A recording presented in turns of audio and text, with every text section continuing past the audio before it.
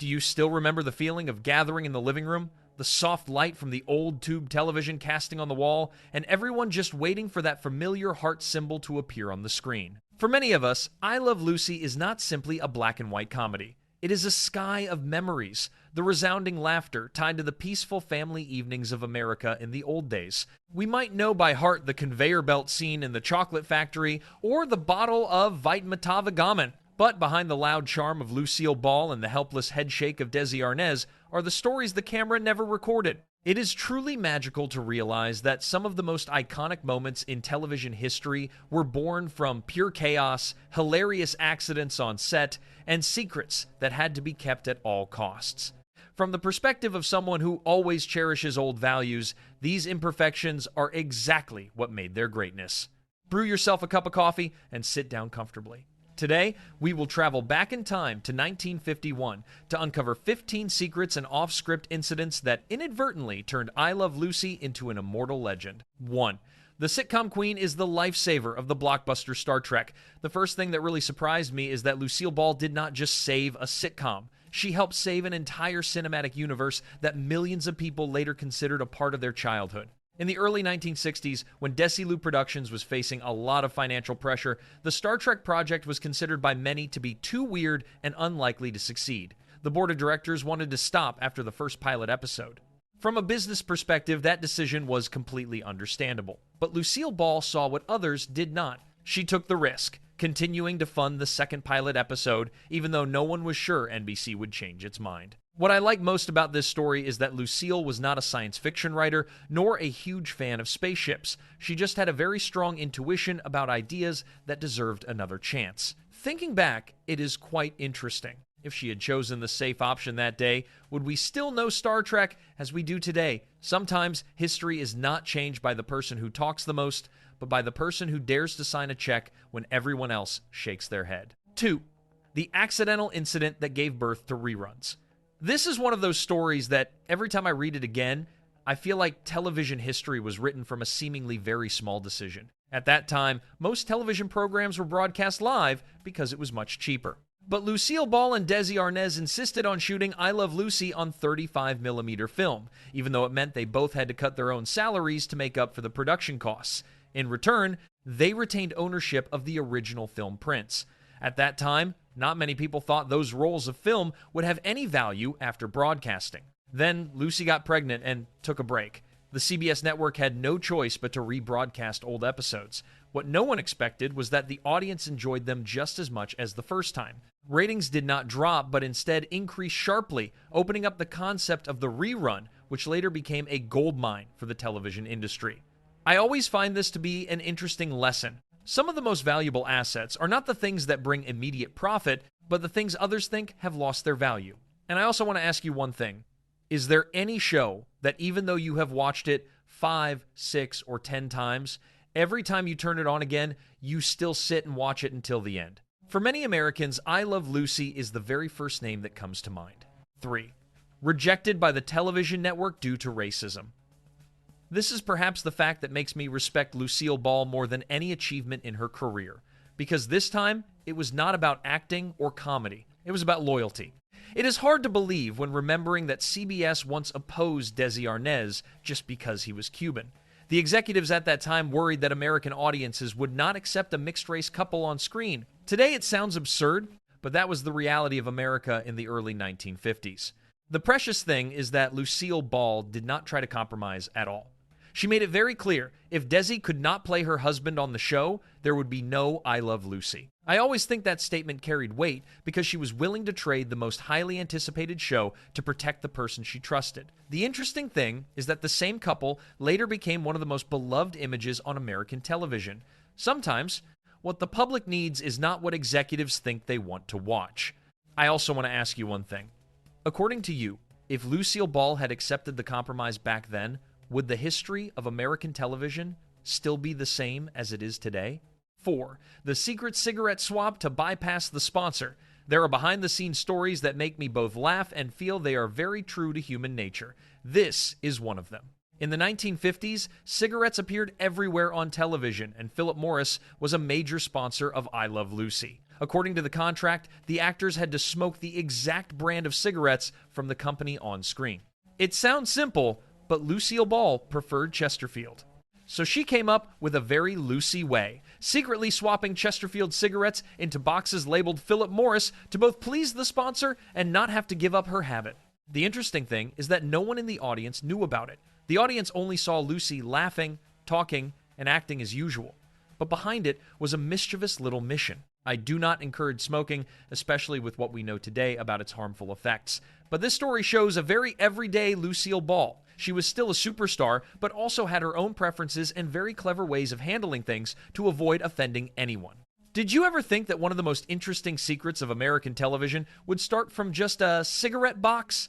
5. The legendary theme song actually had lyrics. There is something quite interesting that even I took many years to find out. The opening melody of I Love Lucy has become a part of the memory of many generations. Just a few notes playing, and people immediately know what program is about to start. But few people know that the piece of music actually has full lyrics. The surprising thing is that throughout 6 seasons, with about 180 episodes, the lyrics were almost never used.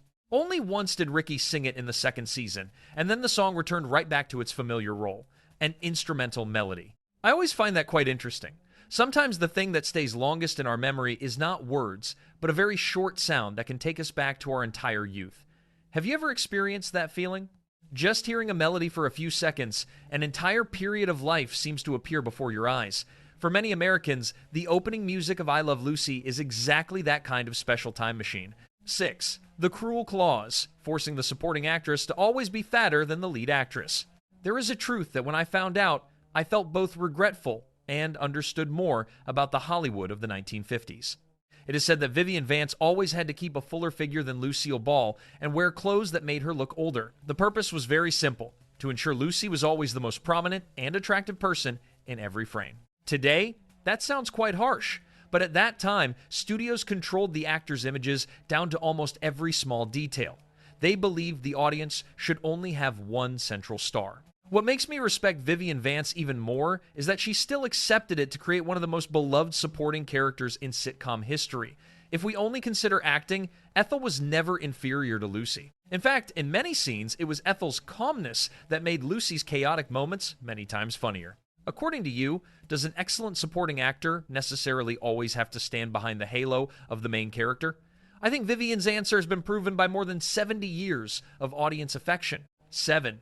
The unspoken rule. Only Lucy was allowed to bully Ricky. In I Love Lucy, Lucy frequently teased Ricky about his heavily Cuban-accented English pronunciation. The audience laughed comfortably because those were the banter between husband and wife. But what I find valuable is that the film crew set a very clear rule. Only Lucy was allowed to joke about Ricky's voice. Other characters were not allowed to do the same. At first hearing, this rule may not seem important, but if you think carefully, it reflects the rare subtlety of the production crew. A sentence from a wife can be an adorable tease, but if it comes from an outsider, the feeling will be very different and easily interpreted as mockery or discrimination. This makes me realize that good comedy does not just lie in making the audience laugh. It also lies in knowing where the limit is so as not to turn laughter into hurt. According to you, was it these very small details that helped I Love Lucy remain beloved across many generations? The broadcast night that defeated the president and paralyzed the water system. Today, we are used to a program reaching tens of millions of views in just a few hours. But in 1953, what I Love Lucy achieved was much more amazing. The episode where Lucy had a baby attracted about 44 million viewers, and there were even more people sitting in front of the screen than the number of people watching the inauguration of President Dwight Eisenhower the next day. That detail alone is enough to speak to Lucy's place in the hearts of Americans. She was not just a television star. She was like a family member that everyone wanted to spend the evening meeting. But the story does not stop there. When the episode ended, many cities recorded a sudden drop in water pressure because millions of people stood up at the same time to go to the bathroom. That phenomenon was later jokingly called teleflush. Every time I read this detail, I laugh. Not because it is weird, but because it reminds us of a very different time. There was no pause button, no watching it again tomorrow. If you missed that moment, you really missed it. I am curious to know how many viewers watching this video still remember the feeling of the whole neighborhood going almost silent whenever I Love Lucy was on the air. 9. The technical revolution that set the standard for every modern sitcom. Many people who watch I Love Lucy only remember Lucy's funny moments. But in my opinion, the biggest legacy of the show lies behind the camera. Today, when watching famous sitcoms like Friends or The Big Bang Theory, we almost take it for granted that shooting with multiple cameras in front of a live audience is obvious. However, in the early 1950s, that was almost a revolution. Lucille Ball and Desi Arnaz invited Oscar-winning cinematographer Carl Freund to design an entire lighting system hung from the ceiling, combined with a 3-camera model operating simultaneously and a completely new editing system. The result was images that had depth, were natural, and were much more cinematic than other television programs of the same era. What makes me admire them is that they did not accept the answer. Television has always done it that way. They always asked, what if we do it better? Perhaps that is also the reason I Love Lucy still does not feel old when watched again today. A good idea can make the audience laugh once, but a new standard can affect an entire industry for generations. According to you, how many sitcoms we love today are actually carrying the DNA of I Love Lucy without us even realizing it? 10. The strange coincidence and the trick about baby little Ricky. If anyone says that life sometimes writes better scripts than Hollywood, then this story is a perfect example. Lucille Ball gave birth to her real-life son, Desi Jr., only about half a day before the whole of America watched Lucy give birth on television. That coincidence made millions of viewers believe that the baby they were seeing was the couple's biological child. To be honest, if I lived at that time, I probably would have thought so too. But the truth behind it is much more interesting. The role of little Ricky was not just played by one baby. The film crew used many different child actors, including sets of twins, to comply with regulations on working hours for children. Later, the older boy that we remember the most was Keith Thibodeau, a very talented drumming prodigy. This makes me realize something quite nice. Television always creates a very authentic feeling. But behind that authenticity are countless very practical and professional decisions. I am curious to ask you, when you were little, was there any detail in I Love Lucy that you once believed was completely real, only to discover years later that you had been tricked by the show? 11. Strictly forbidden to use the word pregnant. This is a detail that always makes me realize how much America has changed. Today, having a pregnant character on television is almost completely normal. But in the early 1950s, just the word pregnant alone was enough to make CBS executives worry. They asked the writers to replace it with milder expressions like expecting, and sometimes even use the French word enceinte. That was not even the weirdest part. The scripts also had to be reviewed by priests and rabbis beforehand to ensure there was no content considered offensive. It sounds hard to believe today, but that clearly reflected the social standards of that era. What I always appreciate about I Love Lucy is that the show did not try to break every boundary by causing shock. They found a way to tell a very real-life story, but still delicate enough for audiences of that time to accept. Perhaps that is why the episode where Lucy gets pregnant was not just successful in terms of ratings, it also opened a new door for American television. I wonder if you could go back to 1952. Would you believe that just one simple word could cause so many debates? 12. The classic drunken comedy scene was a borrowed idea. If I had to choose one scene that makes me laugh every time I watch it again, I would still choose the Vitameatavegamin commercial. What makes me admire it is not the idea of the script, because it was developed from an earlier sketch by comedian Red Skelton with full goodwill permission. The remarkable thing lies with Lucille Ball. During the entire filming process, she did not drink any real alcohol. The only thing she drank was apple pectin. Yet from her glazed eyes, her slurred tongue to every staggering step, it was so convincing that many people still believe she was genuinely drunk. In my opinion, that is the boundary between a good actor and a legend.